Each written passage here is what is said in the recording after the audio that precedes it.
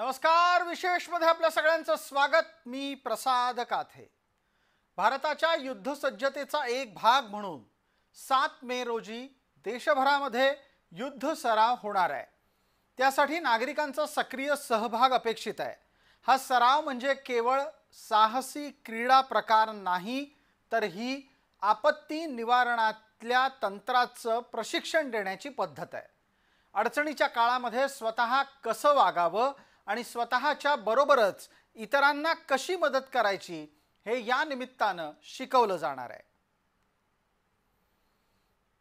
युद्ध सरावाची तयारी पूर्ण झालेली आहे.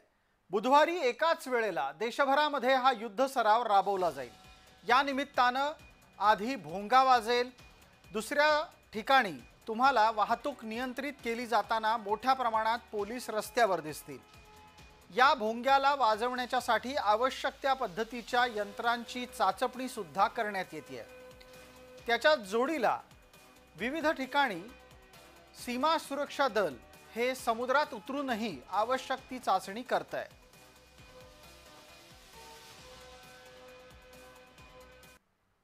एकच वेळी होणार आहे प्रत्येक ठिकाणी. म्हणजे मला माझी माहितीप्रमाणे संपूर्ण देशामध्ये 244 जिल्हे एवढे ठिकाणी उद्या असणार आहे आणि त्याची वेळ माझी माहितीप्रमाणे उद्या प्रत्येक ठिकाणी 4 वाजताच असणार आहे. 1600 आवर्स.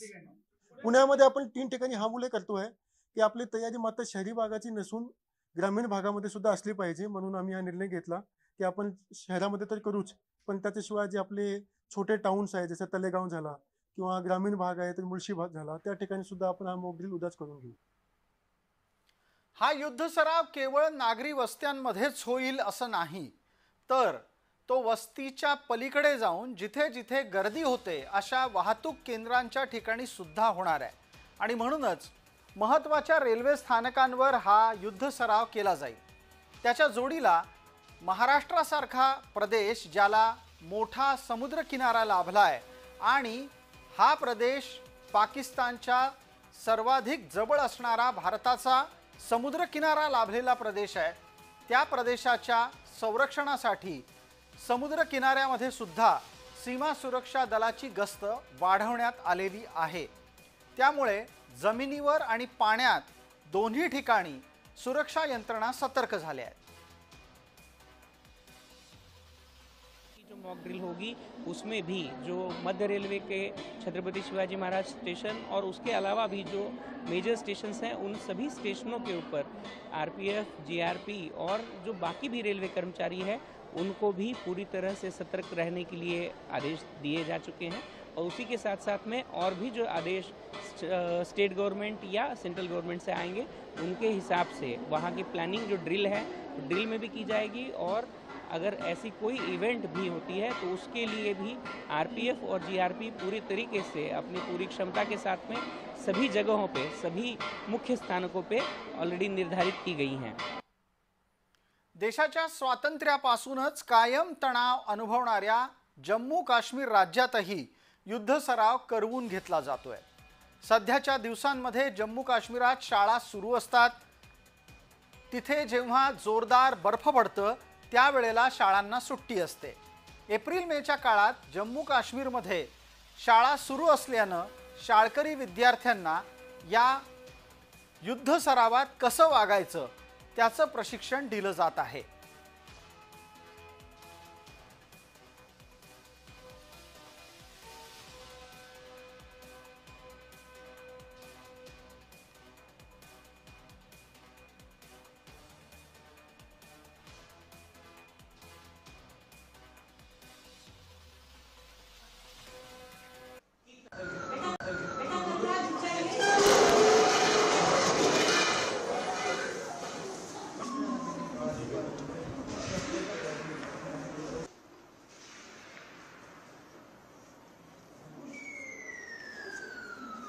अगर कभी भी इस तरह की सिचुएशन आपके सामने आ जाए तो आपको क्या करना है, ठीक है? हमेशा एक बात का आप ध्यान रखोगे कि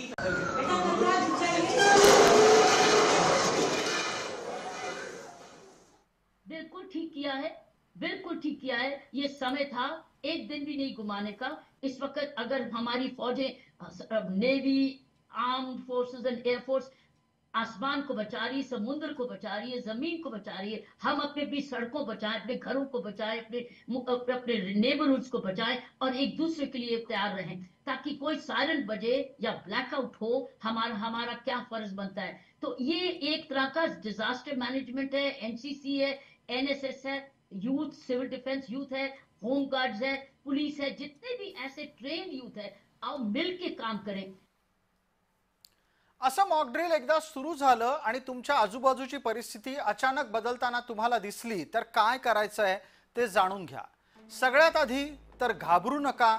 अचानक भोंगा वाजला तर काळजी वाटून धावपळ करू नका। तुम्हाला तुमच्या हातातलं काम सोडून एका मोकळ्या जागेमध्ये जावं लागेल।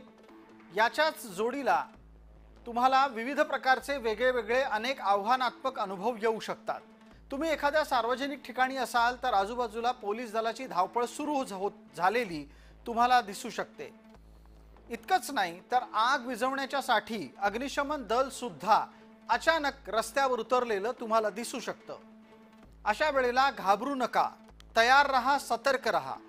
आजूबाजूला तुमच्या अतिरेक्यांप्रमाणे वावरणारी काही माणसं धावताना दिसली तर तुम्हाला चिंता करण्याची गरज आत्ता नाही, कारण हे मॉक ड्रिल असू शकतं। वीज पाणी पुरवठा अचानक बंद सुद्धा होऊ शकतो। की हवाई हल्ला किंवा मिसाईल हल्ला जर आपल्यावर झाला तर त्यामध्ये आपण काय काय प्रिकॉशन घेतले गेले पाहिजे त्याचं प्रशिक्षण देण्याचं काम ह्या मॉक ड्रिल माध्यमातून केलं जाईल आणि सर्वसामान्य जनतेला आणि ह्या एअर स्ट्राईक पासून किंवा मिसाईल याच्यापासून कमीत कमी जीवित हानी किंवा मटेरियल जे हानी आहे, प्रॉपर्टीची जी हानी ती टाळता कशी त्याचं प्रशिक्षण या मॉक ड्रिल मधून दिलं जाईल।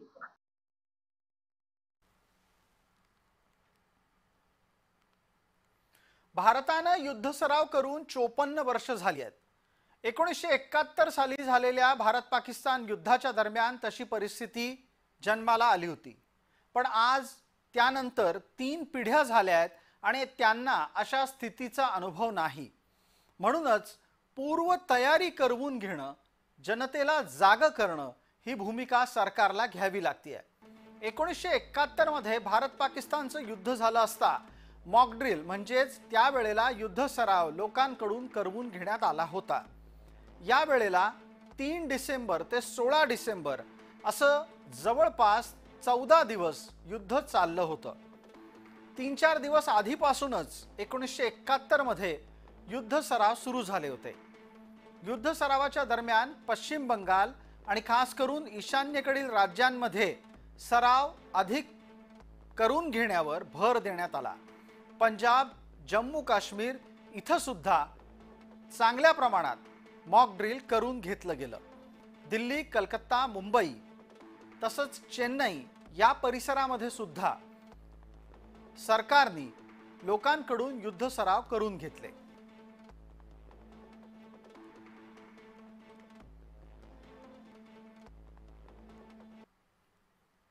एकीकडे युद्ध सरावाची तयारी सुरू असताना भारताची घुसखोर विरोधी मोहीम थांबलेली नाही हे विशेष।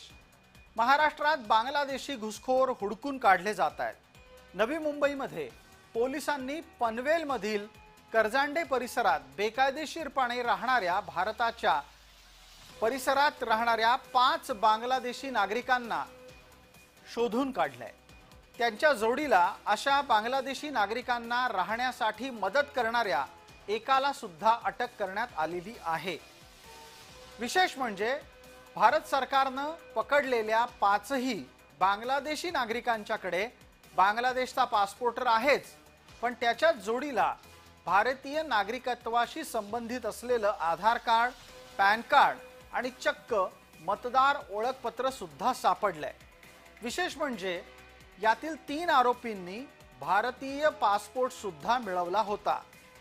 पोलीस तपासात हा सगळा प्रकार उघडकीस झाल्यानंतर सुरक्षा व्यवस्थेतील गंभीर त्रुटी समोर आल्यात। सध्या नवी मुंबई पोलिसांनी बनावट कागदपत्र रद्द करण्याची प्रक्रिया सुरू केली असली तरी पण ही बनावट कागदपत्र बिनदिक्कतपणे भारतात तयार होत आहेत, म्हणजे आपली यंत्रणा किती मोठ्या प्रमाणात किडलेली आहे हे सिद्ध होत आहे।